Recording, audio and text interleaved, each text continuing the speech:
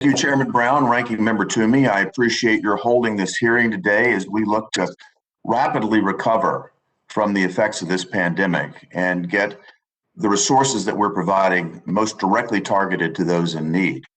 I'd also like to say that I'm very optimistic at the fact that Operation Warp Speed has got vaccines going into arms, that we're seeing our economy recover. I'm very pleased with the projections that Main Street is on the road to recovery, and I want to acknowledge the important role that our community banks have played, that our credit unions have played, that our community development financial institutions, minority depository institutions have played in helping bring our economy back. And I want to acknowledge the role that the Congress has played multiple times addressing this pandemic on a very bipartisan basis. And I hope that we can continue to do so as we move forward in a bipartisan way. First, I'd like to start with Mr. DeLoss. I'm from Tennessee. Very interested in your hot chicken concept. I'm curious what inspired that. A trip to your fine state, in fact. We went. I was thinking that might be the case. Yeah, my wife and I took a trip to Nashville on a bit of a baby moon before our first kid was born, and we're inspired and had nothing like it in our market.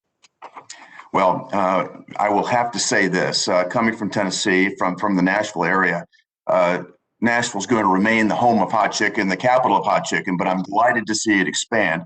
I also want to commend you for your hiring practices.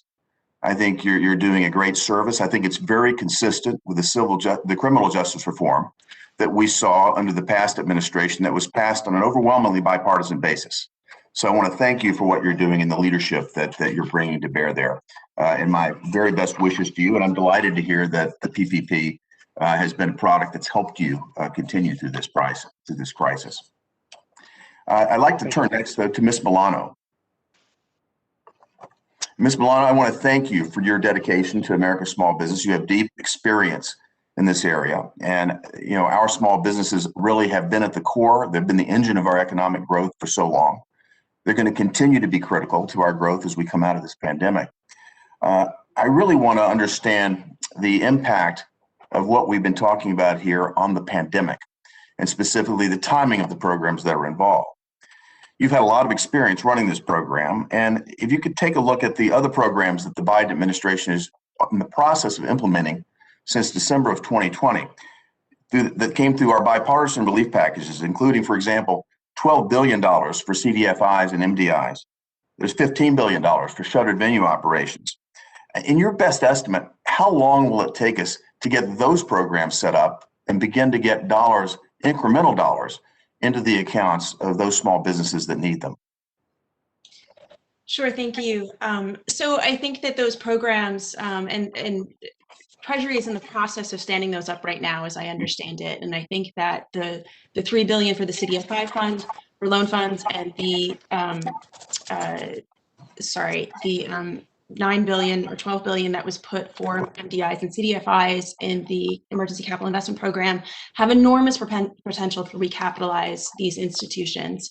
And I think that Treasury is getting ready to release rules and program guidelines for those and get those dollars out the door this year. And I think that helps recapitalize those institutions to help serve underserved borrowers and their communities. And I think that what we're being requested today, like SSBCI, sort of comes in after that and complements that by working with different types of financing entities in the small business ecosystem to support not just the lenders, which those two programs support, but also the businesses themselves, and to provide different types of financing like venture capital financing, which was not part of those programs that were passed at the end of the year. Oh. So I really do think they're complementary. I'm a business person for a long time, and resource allocation is absolutely critical. And if you look at the PPP funding, which we've been able to put billions of dollars into the economy on a very rapid basis, the package that was passed in December of $284 billion, as of Sunday, only half of that has been put to work. There's $144 billion that is still there waiting to be put to work. In my sense, and I hope you'll agree, is that our resources should be most focused on addressing the pandemic, on those that have been impacted by the pandemic, and addressing that PPP lending program and getting those dollars into the economy before we look at other forms of long-term lending that could take months or longer to get in place.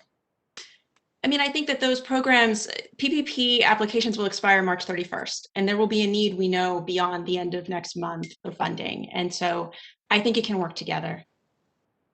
My hope is that we focus very heavily on targeting the PPP funds and getting this 144 billion out the door.